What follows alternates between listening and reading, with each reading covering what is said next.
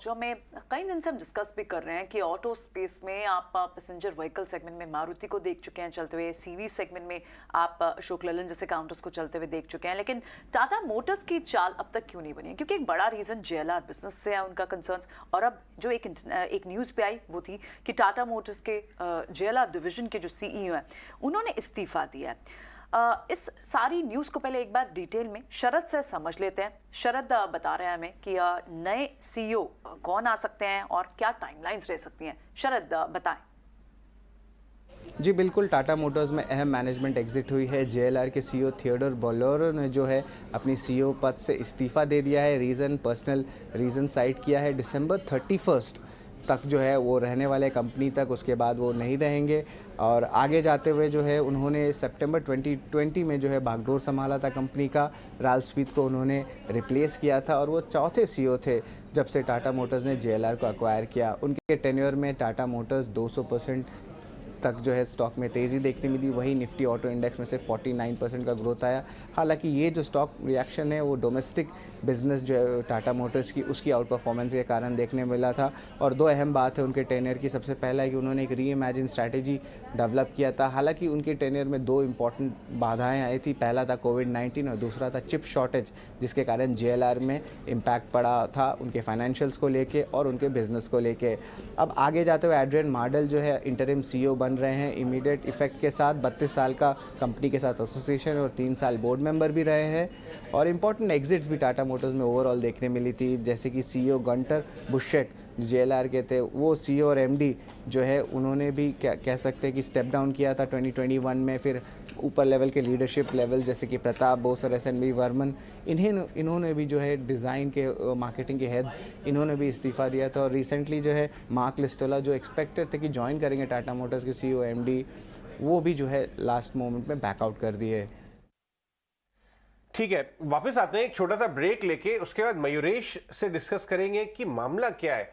Back to back Tata motors में कुछ ऐसी डेवलपमेंट्स हो रही हैं जो स्टॉक को हर्डल की तरफ ले जा रही हैं।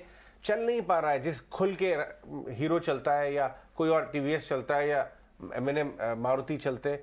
और हम डिस्कस करेंगे कुछ से कि इसके ऊपर क्या किया जाए। लोग जो फंसे हुए हैं, जो पोजीशन लेके बैठे हुए हैं, जिनको या उत्सुकता है कि डिप्स पे लेना चाहिए, ये पूरा एक डिस्कशन करेंगे। और हम मोटर्स का हमारे साथ हमारे पूरे पैनलिस्ट बने हुए हैं। बट मयूरेश, ये एक के बाद एक, जैसे कि निकुल जी बता रहे थे, टाटा मोटर्स और टाटा ग्रुप तो अपनी टीम को लंबे समय तक लोग, बड़े बड़े लोग, अच्छे लोग रहते हैं यहाँ पे इतनी चर्निंग हो रही है।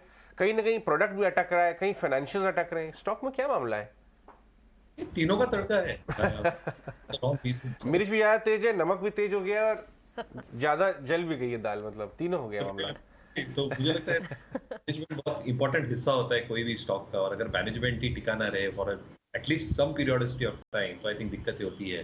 दूसरा है जो rightly pointed out, I think अगर आप जेएलआर के नंबर्स देखें, थोड़ा डिटेल में देखें, तो जो 1% का इबिट मार्जिन इन्होंने पोस्ट किया था, I think that is much to ask for from there, क्योंकि जितनी भी चिप शॉर्टेज की इश्यूज थी, there to resource chips in the quarter gone by. और कहीं ना कहीं आई थिंक जो डिमांड है वो कह रहे हैं कि काफी स्ट्रॉन्ग है, but you should ultimately realise कि आई थिंक जो बिगेस्ट मार्केट्स इनके चाइना, यूरोप और नॉर्थ अमेरिका, यहाँ पे अगर स्लो डाउन होता है और जो कंपटीशन में खर्चा लगने वाला है टू क्रिएट इलेक्ट्रिक व्हीकल्स, इनकी कंपटीशन जोरदार खर्चा कर रही है। अजय जी, आई थिंक हमारे जो ग्राउंड रिपोर्ट्स है यूएस मार्केट से ये कह रहे हैं कि think there will be intense competition in this segment. तो आई थिंक कहीं कुछ हद तक कमर्शियल और पैसेंजर ने सहारा दिया, बट इबिट मार्जिन अभी भी जेएलआर कंट्रोल करता है। तो आई थिंक ये तीनों वजह से, if I may say so, I think stock pressure में रहेगा। इसलिए हमारी प्राइस और ईपीएस स्ट्रेंथ दोनों on the only ratings poor ही रहेंगी टाटा।